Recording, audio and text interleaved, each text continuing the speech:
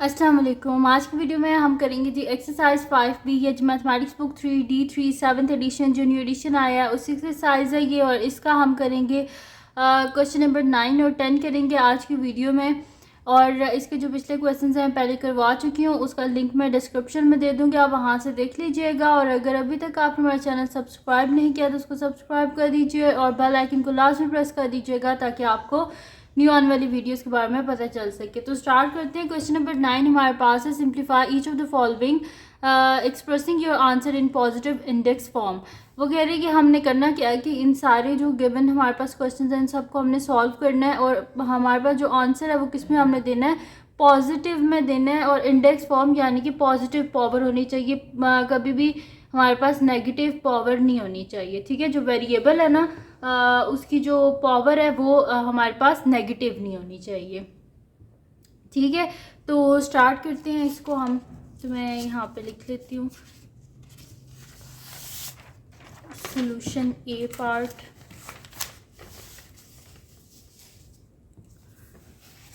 यहाँ पे मैं लिख देती हूँ सॉल्यूशन ए पार्ट। ठीक है, फर्स्ट पार्ट हम कर रहे हैं।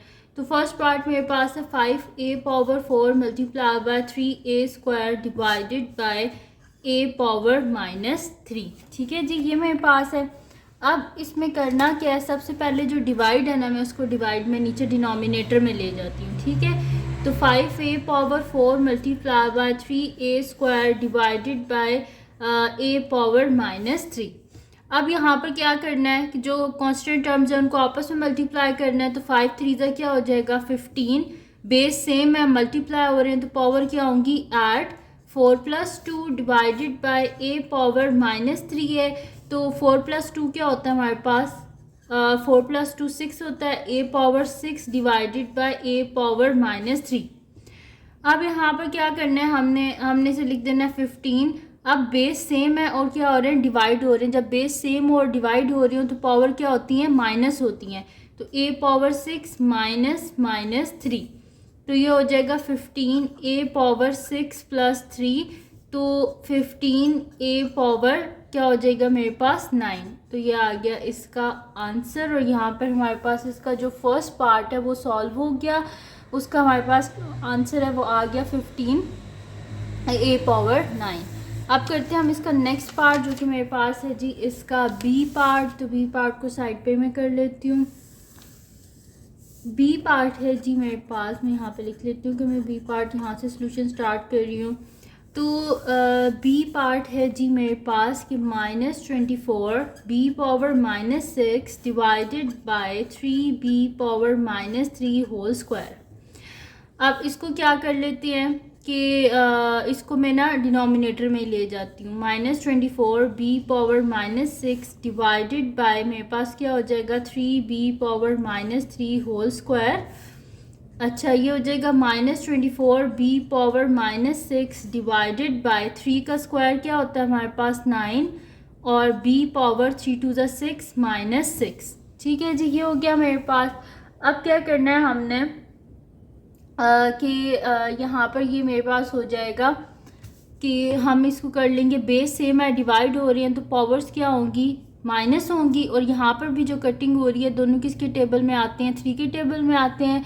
एक होता है हमारे पास 3 8 24 और क्या होता है हमारे पास 3 3 9, यानी कि -8/3। और b पावर क्या हो जाएगी मेरे पास -6, और ये ऊपर जाएगा जब हम लेके जाएंगे तो माइनस, और इसके साथ ऑलरेडी जो माइनस है वो भी आ जाएगा -6, यानी कि -8/3 b पावर -6 + 6 कट गए दोनों, यानी कि b पावर पीछे क्या रहेगी 0। और यहाँ पर कभी भी हमारे पास जो न्यूमरेटर है वो बड़ा नहीं होना चाहिए। तो क्या करेंगे डिवाइड कर लेंगे 3 2 6, 8 में से 6 को माइनस करें पीछे क्या बचता है हमारे पास 2, यानी कि मेरे पास आ गया आंसर 2 होल, साथ में माइनस का साइन लाजमी लिखना है, 2 होल 2/3 और b पावर 0। तो किसी भी चीज़ की पावर 0 हो तो वो किसके इक्वल होती है 1 के इक्वल। तो -2 होल 2/3 इंटू 1, यानी कि -2 होल 2/3 हमारे पास आ गया इसका आंसर। क्वेश्चन में लिखा हुआ था कि जो भी वेरिएबल है उसकी पावर नेगेटिव नहीं होनी चाहिए। ये तो कांस्टेंट टर्म है, तो कांस्टेंट टर्म तो नेगेटिव हो सकती है, इसका इशू नहीं होता, लेकिन जो हमारे पास है ना वेरिएबल, वो नहीं होना चाहिए, हमारे पास वेरिएबल की पावर नेगेटिव नहीं होनी चाहिए। नेक्स्ट पार्ट सी है, तो उसको यहाँ पे हम कर लेते हैं। तो सी पार्ट है जी मेरे पास 3c whole power 0 divided by c power -3 d power 5 whole power -2। तो हम क्या करते हैं जी, इसका सोल्यूशन स्टार्ट करते हैं। हमारे पास है 3c whole power 0 divided by c power -3 d power 5 whole power -2। ठीक है जी, डिवाइड है तो उसको डिवाइड में ही मैं ले जाती हूँ। तो यहाँ पर मेरे पास क्या आ जाएगा, 3c whole power 0 divided by c power -3 d power 5 whole power -2। तो किसी भी चीज़ की पावर ज़ीरो हो, बेशक कितनी बड़ी वैल्यू हो, अगर होल पावर ज़ीरो हो तो वो किसके इक्वल होती है, 1 के इक्वल होती है। डिवाइडेड बाय -2 से अंदर हम मल्टीप्लाई कर देते हैं, तो 3 2 ज़ा क्या होता है, 6 होता है, और माइनस माइनस प्लस होता है। तो c पावर क्या हो जाएगा 6, और d पावर क्या हो जाएगी 5 2 ज़ा 10, लेकिन साथ में क्या है, माइनस है, तो 5 2 ज़ा 10 -10 हो गया मेरे पास। अब क्वेश्चन में क्या हमारे पास गिवन था कि हमारे पास कभी भी जो वेरिएबल है उसकी पावर नेगेटिव नहीं होनी चाहिए, यानी कि हमें पॉजिटिव इंडेक्स चाहिए। ठीक है, तो माइनस है ना, अगर मैं इसको ऊपर ले जाऊं तो मेरे पास क्या हो जाएगा, प्लस हो जाएगा। तो मैं इसे कर दूंगी d power 10 divided by c power 6। तो ये आ गया मेरे पास इसका आंसर। ठीक है जी। अच्छा, इसका मैं आपको एक और बात बताती हूँ।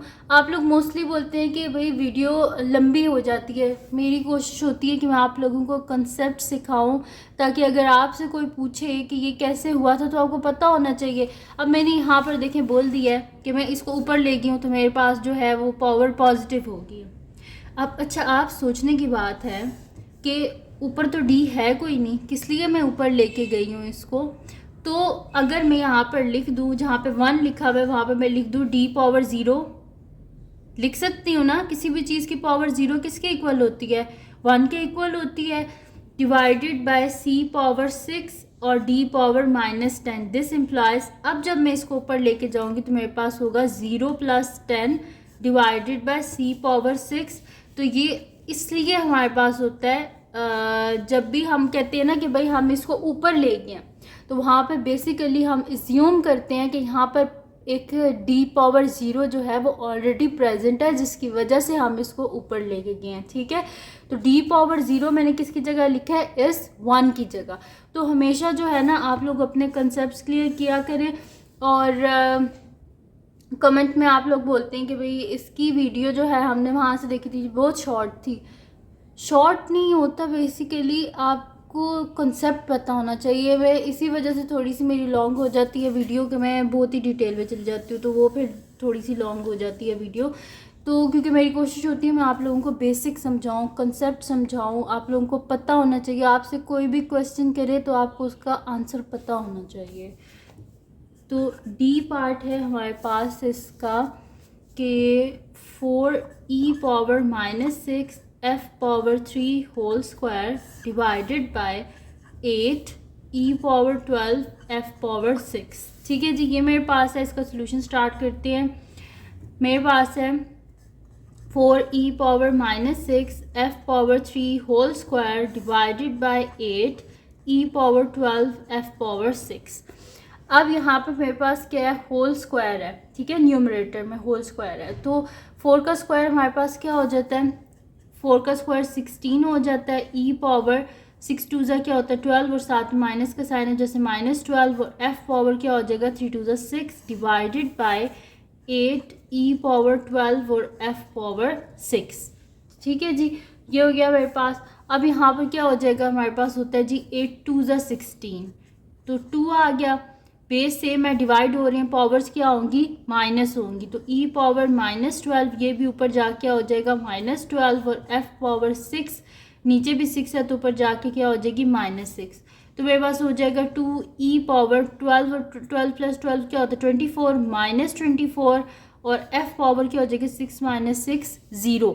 तो किसी भी चीज़ की पावर 0 हो तो वो किसके इक्वल होती है 1 के इक्वल होती है। तो मेरे पास हो जाएगा 2 इंटू 1 और e पावर -24 है ना, तो नीचे जाके क्या हो जाएगा e पावर +24, क्योंकि हम एज्यूम करेंगे कि नीचे हमारे पास है एक e पावर 0।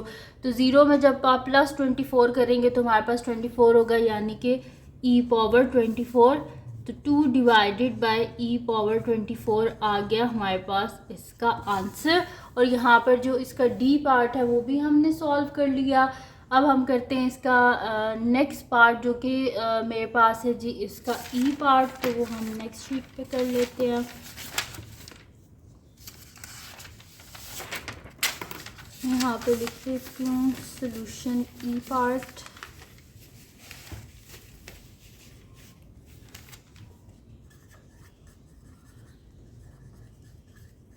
ठीक है जी, ई पार्ट करें हम। ई पार्ट है जी हमारे पास कि 3g power -3 h power -1 whole square multiply by -4g³ h power -2 whole square. ठीक है जी, तो ये हमारे पास है। अब यहाँ पे क्या है होल स्क्वायर है, तो 3 का स्क्वायर क्या होता है हमारे पास 9 और 3 2 क्या होता है 6 होता है। तो g पावर 3 2 6 यानी कि -6 h पावर -2 मल्टीप्लाई बाय 4 का स्क्वायर क्या होता है 16 होता है। और यहाँ पर हमारे पास क्या है -4 है, तो ये क्या हो जाएगा प्लस हो जाएगा। और 4 का स्क्वायर 16 g पावर 3 2 6 और h पावर 2 2 4 यानी कि -4। पावर में साइन नहीं चेंज होगा, ठीक है, मतलब कि अगर पावर इवन है ना, तो अगर अंदर जो है वो माइनस का साइन है तो वो माइनस ही रहेगा। अगर तो होल पावर में अगर माइनस का साइन है तो फिर वो चेंज हो सकता है, माइनस माइनस प्लस हो सकता है, वैसे नहीं हो सकता। पावर नहीं चेंज होती, लेकिन जो हमारे पास कांस्टेंट के साथ अगर नेगेटिव साइन है और हमारे पास होल पावर जो है वो इवन है, तब जो है वो नेगेटिव साइन ख़त्म हो जाएगा। अच्छा जी, यहाँ पर क्या हो गया हमारे पास क्या है कि 9 इंटू 16 है, तो 9 16 या 16 9 हमारे पास होता है जी 144। तो मैं यहाँ पे लिख देती हूँ 144 और g पावर बेस सेम है मल्टीप्लाई और इन पावर्स क्या होंगी ऐड -6 + 6 और h पावर क्या हो जाएगी -2 -4, क्योंकि प्लस माइनस क्या होता है माइनस, तो इसी वजह से -4 आया है। तो 144 g पावर 0 h पावर -6। तो किसी भी चीज़ की पावर 0 किसके इक्वल होती है 1 के इक्वल। तो 144 into 1 divided by h power 6। तो हमारे पास आंसर आ गया 144 डिवाइडेड बाय h पावर 6। तो ये आ गया जी हमारे पास इसका आंसर। अब हम करते हैं जी इसका नेक्स्ट पार्ट। ई पार्ट तो हो गया, अब हम करते हैं इसका एफ पार्ट। तो मैं यहाँ पे लिख देती हूँ सोल्यूशन एफ पार्ट। तो जो एफ पार्ट है उसको मैं यहाँ पे नोट कर लेती हूँ। एफ पार्ट है जी मेरे पास कि J square K power -1 whole cube whole power -3 multiply by J square divided by K power 3 whole power -3। ठीक है जी, तो 3 2 क्या होता है 6 होता है, तो जे पावर क्या हो जाएगा -6 के पावर माइनस माइनस क्या होता है प्लस होता है 3 1 3 multiply bye 3 2 6 J power -6 by by K power 3 3 9 और साथ में माइनस। ठीक है जी, -9 हो गया हमारे पास। अब यहाँ पर क्या होगा कि बेस सेम है ना, और यहाँ पे क्या हो रहे हैं मल्टीप्लाई हो रहे हैं, तो इन दोनों की पावर, बल्कि मैं इसको आपको इस तरह लिख के दे देती हूँ ताकि आप लोगों को पता चल जाए। जिसके नीचे कुछ भी नहीं होता उसके नीचे 1 होता है। तो ये मेरे पास हो जाएगा जे पावर -6 इंटू के power 3 multiply by J power -6 by bye 1 into के पावर -9 क्या हो जाएगा के पावर -9। अब यहाँ पर क्या है बेस सेम है मल्टीप्लाई हो रही है, तो पावर्स क्या होंगी ऐड होंगी, यानी कि मेरे पास हो जाएगा जे पावर -6 प्लस -6 और क्या हो जाएगा इंटू के power 3 divided by K power -9। तो यहाँ पर हो जाएगा जे पावर -6 और के पावर क्या हो जाएगा 3 थी और ये ऊपर जाके क्या हो जाएगी माइनस, यानी कि माइनस इंटू -9। तो ये हो जाएगा जे पावर -12 और के पावर क्या हो जाएगी 3 + 9, यानी कि मेरे पास हो जाएगी जे पावर -12 के पावर +12। यानी कि इसका जो आंसर है वो मेरे पास आ जाएगा k power 12 divided by j power 12। ठीक है जी, तो यहाँ पर मेरे पास सॉल्व हो गया है। इसका जो है f पार्ट भी सॉल्व हो गया और उसका आंसर भी मेरे पास आ गया k power 12 divided by j power 12। तो ये आ गया इसका आंसर। ठीक है जी, तो यहाँ पर सॉल्व हो गया हमारे पास f पार्ट भी। अब हम करते हैं नेक्स्ट पार्ट जो कि मेरे पास है जी इसका g पार्ट। तो g पार्ट को हम कर लेते हैं। यहाँ पर मैं लिख लेती हूँ g पार्ट है जी मेरे पास कि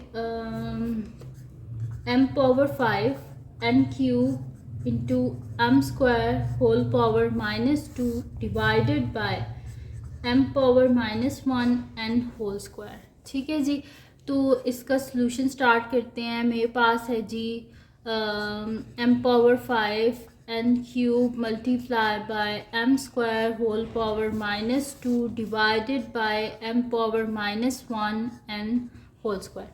अब यहाँ पर क्या कर लेते हैं, इसको अंदर मल्टीप्लाई कर लेते हैं। m power 5 into N cube into m power -4 divided by m power 1 into 2 क्या हो जाएगा -2 और n स्क्वायर।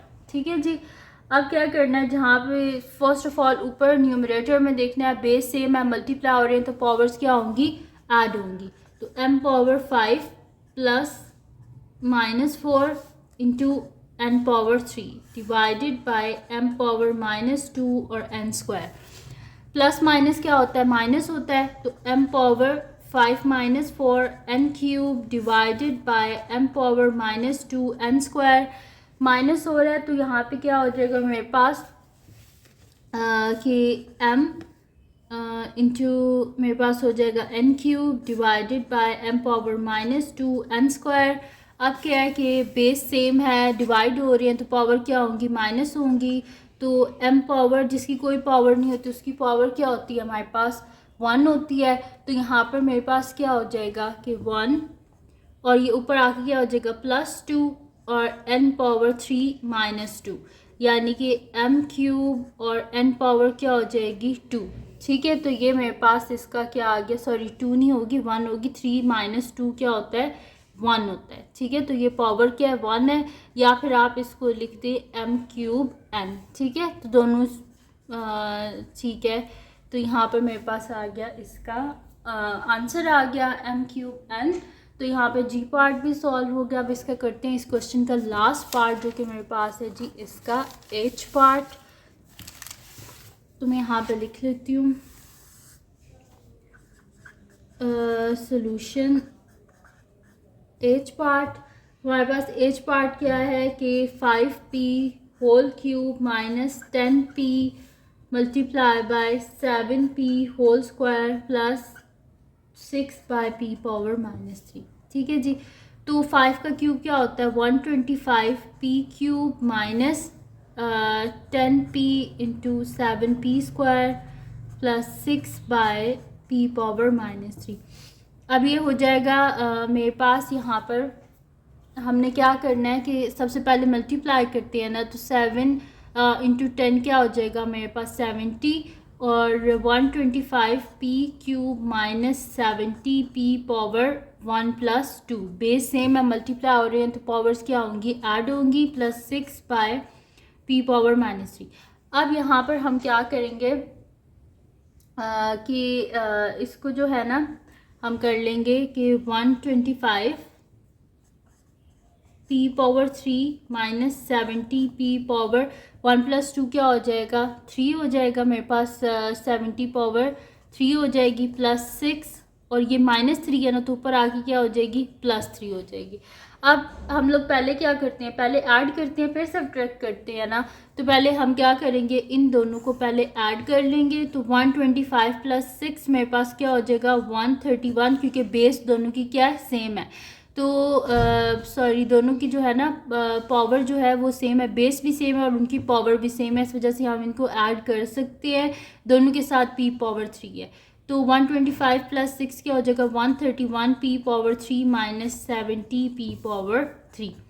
तो 131 में से जब हम 70 को माइनस करेंगे तो मेरे पास क्या हो जाएगा यहाँ पर 131 में से 70 को माइनस करें 1, और यहाँ से क्या हो जाएगा मेरे पास 13 में से आप 7 को माइनस करें तो पीछे क्या मेरे पास बचेगा 6, तो 61 आ गया, 61 p पावर 3। तो ये आ गया इसका आंसर हमारे पास। ठीक है जी, तो यहाँ पर हमारे पास सॉल्व हो गया। इसका लास्ट पार्ट भी एच पार्ट था, वो भी हमने सॉल्व कर लिया। तो क्वेश्चन नंबर 9 तो यहाँ पे कंप्लीट सॉल्व हो गया। अब हम करते हैं इसका नेक्स्ट क्वेश्चन जो कि मेरे पास है जी इसका क्वेश्चन नंबर 10। तो मैं यहाँ पे लिख लेती हूँ सॉल्यूशन क्वेश्चन नंबर 10। ठीक है जी, तो यहाँ से स्टार्ट हो रहा है हमारे पास क्वेश्चन नंबर 10। ठीक है जी, तो क्वेश्चन नंबर 10 का जो फर्स्ट पार्ट है, ए पार्ट है, वो हमारे पास है जी square root of a into cube root of a. ठीक है जी, तो सोल्यूशन स्टार्ट करते हैं। और करना क्या है, इसमें मैंने लिखा है simplify each of the following expressing your answer in positive index form, यानी कि स्टेटमेंट इसकी सेम वही है जो कि क्वेश्चन नंबर 9 में थी। तो इसका सोल्यूशन स्टार्ट करते हैं हम। तो मेरे पास क्या है जी ए पावर 1/2 इंटू ए पावर 1/3। ठीक है, मैंने स्क्वायर रूट था तो उसको 1/2 लिख दिया, क्यूब रूट था तो उसको मैंने लिख दिया 1/3। बेस सेम है, मल्टीप्लाई हो रही हैं तो पावर्स क्या होंगी, ऐड होंगी। तो ए पावर 1/2 प्लस 1/3। यहाँ पर हमें इसको मतलब कि आगे फर्दर सॉल्व करने के लिए एलसीएम लेना पड़ेगा, बेस सेम करनी पड़ेगी। तो 3 2 6 होते हैं, ऊपर नीचे 2 से मल्टीप्लाई करेंगे, और 2 3 6 होते हैं, ऊपर नीचे 3 से मल्टीप्लाई करेंगे। सेम लाइक जैसे हम एलसीएम लेते हैं वैसे ही करेंगे। तो मेरे पास हो जाएगा ए पावर 3 1 3 3/6 प्लस 2 1 2 2/6। बेस सेम हो गया है तो क्या करेंगे, हम न्यूमरेटर को ऐड कर लेंगे, 3 + 2 डिवाइडेड बाय 6। तो ए पावर 3 + 2 क्या होता है 5 5/6। तो ये आ गया हमारे पास इसका आंसर। ठीक है जी, तो यहाँ पर हमारे पास सॉल्व हो गया ए पार्ट जो था क्वेश्चन नंबर 10 उसका। अब हम करते हैं इसका नेक्स्ट पार्ट जो कि हमारे पास है जी इसका बी पार्ट। तो बी पार्ट है जी हमारे पास कि cube root of B square divided by 6th root of B. तो इसका सोल्यूशन स्टार्ट करते हैं हम। हमारे पास है जी cube root of B square है, तो मैं इसे लिख दूंगी b square whole power 1/3 divided by B power 1/6। ठीक है जी, तो यहाँ पे क्या हो जाएगा B power 2 1 2 2/3 divided by B power 1/6। Base same है, डिवाइड हो रही है, पावर क्या होंगी माइनस होंगी। तो मैं इसे लिख दूंगी बी पावर 2/3 माइनस 1/6। अब 2/3 है, इसको 3 को 6 बनाने के लिए ऊपर नीचे क्या करना पड़ेगा, नीचे भी 2 से मल्टीप्लाई, ऊपर भी 2 से मल्टीप्लाई। तो बी पावर क्या हो जाएगी 2 2 4/6 माइनस 1/6। तो बी पावर क्या हो जाएगी 4 माइनस 1 डिवाइडेड बाय 6, यानी कि बी पावर क्या हो जाएगी 3/6। और हमारे पास क्या होते हैं 3 2 6 होते हैं, तो 3 1 3 और 3 2 6, यानी कि बी पावर 1/2 आ गया हमारे पास इसका आंसर। ठीक है जी, तो यहाँ पर हमारे पास इसका बी पार्ट जो है वो भी सॉल्व हो गया। अब हम करते हैं इसका नेक्स्ट पार्ट जो कि मेरे पास है जी इसका सी पार्ट। तो सी पार्ट को मैं नेक्स्ट शीट पे यहाँ पे सॉल्व कर लेती हूँ। सी पार्ट है जी मेरे पास इसका कि c power 4/5 multiply by c power 1/2 divided by c power -2/5। ठीक है जी, तो ये है मेरे पास इसका सी पार्ट। थोड़ा सा ठीक है इसे सही करके रख लिया। अब करते हैं जी सॉल्यूशन स्टार्ट। मेरे पास है c power 4/5 multiply by c power 1/2 divided by c power -2/5। अब क्या करना है, हम इसको क्या करेंगे कि सबसे पहले तो इसको इस फॉर्म में लिख देते हैं कि c power 4/5 multiply by c power 1/2 divided by c power -2/5। सबसे पहले तो एक काम करते हैं, इन सब के ये जो मेरे पास जो पावर है ना, पावर का जो डिनोमिनेटर है, इन सबको सेम कर देते हैं। हमारे पास डिनोमिनेटर में क्या है, हमारे पास 5 है और 2 है, तो 5 2 ज़ा क्या होता है 10, सब के डिनोमिनेटर को 10 बना देते हैं। तो इसको 5 2 ज़ा 10 होते हैं, ऊपर नीचे 2 से मल्टीप्लाई करना है, 2 5 ज़ा 10 होते हैं, इस वजह से ऊपर नीचे 5 से मल्टीप्लाई करना है, 5 2 ज़ा 10 होते हैं, इस वजह से ऊपर नीचे 2 से मल्टीप्लाई करना है। तो ये मेरे पास हो जाएगा c पावर 4 2 ज़ा 8/10 multiply by c power 5/10 divided by c power -2 2 ज़ा 4/10।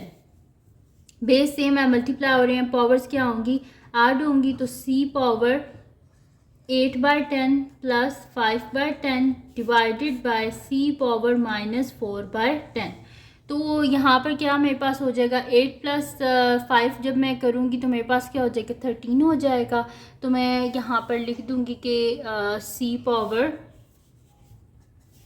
13/10, और ये डिवाइड है ना, तो ऊपर जाके जब हम इसकी करेंगे तो जब भी बेस सेम हो, डिवाइड हो रही हो, तो पावर्स क्या होती हैं, माइनस होती हैं। तो -4/10, तो माइनस माइनस क्या हो जाएगा, प्लस हो जाएगा। तो c power 13 plus 4 divided bye 10, this implies क्या हो जाएगा, c पावर 13 प्लस 4 क्या हो जाएगा मेरे पास 17/10। ठीक है, तो बस ये मेरे पास इसका आंसर आ गया, c पावर 17/10। इसको आगे फर्दर सॉल्व करने की ज़रूरत नहीं है।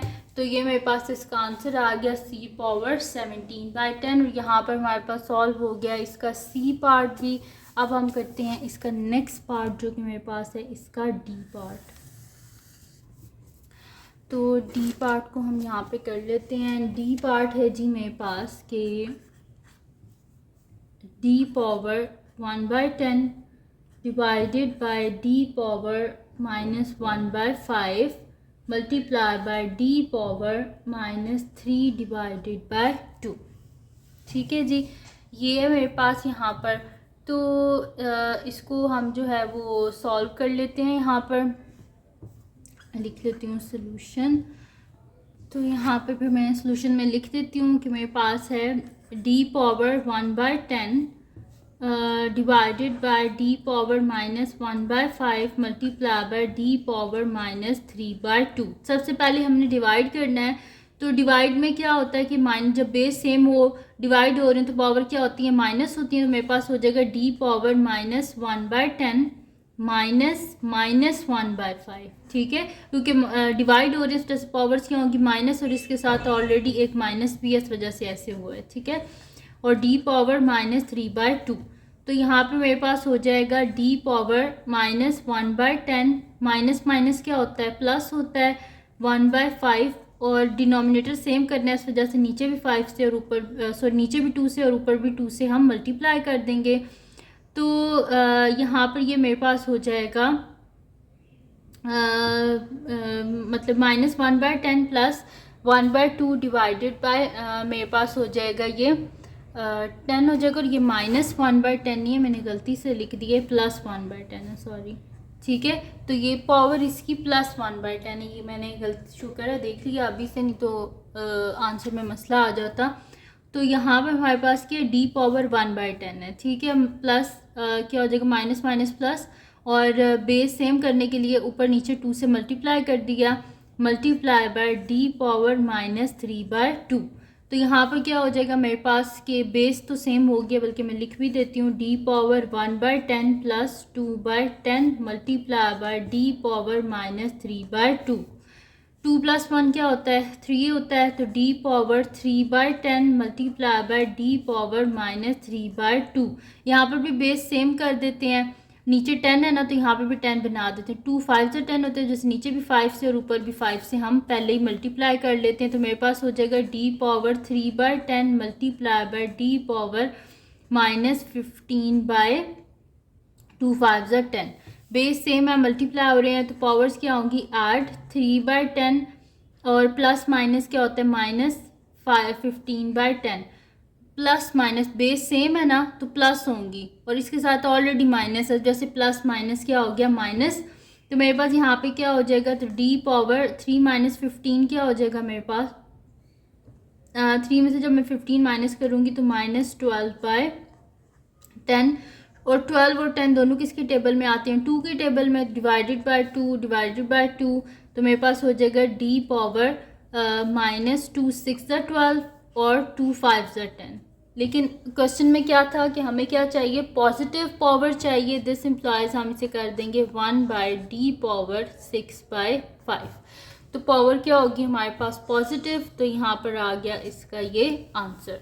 तो यहाँ पर डी पार्ट भी सॉल्व हो गया। अब हम करते हैं इसका नेक्स्ट पार्ट जो कि मेरे पास है ई पार्ट। तो मैं नेक्स्ट शीट ले लेती हूँ, उस पर हम कर लेते हैं इसका ई पार्ट। तो ई पार्ट को मैं यहाँ पे लिख लेती हूँ। इसका ई पार्ट है जी हमारे पास, ई पार्ट है हमारे पास e power -3 f power 4 whole power -1/2। ठीक है जी, तो इसका सोल्यूशन स्टार्ट करते हैं हम। मेरे पास है e power -3 f power 4 whole power -1/2। इसको पावर को अंदर मल्टीप्लाई कर लेते हैं। माइनस माइनस क्या होता है, प्लस होता है। तो e पावर 3 1 जा 3 डिवाइडेड बाय 2, और f पावर क्या हो जाएगी, प्लस माइनस माइनस, और 4 1 जा 4 डिवाइडेड बाय 2। तो यहाँ पर तो हमारे पास कटिंग हो रही है कि 2 2 जा 4 होते हैं।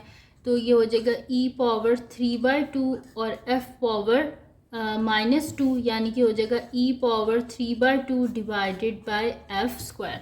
ठीक है जी, तो ये मेरे पास इसका जो है वो आंसर आ गया कि e power 3/2 divided by f square. तो यहाँ पर सॉल्व हो गया हमारे पास ई पार्ट भी। अब करते हैं इस क्वेश्चन का लास्ट पार्ट जो कि मेरे पास है जी इसका एफ पार्ट।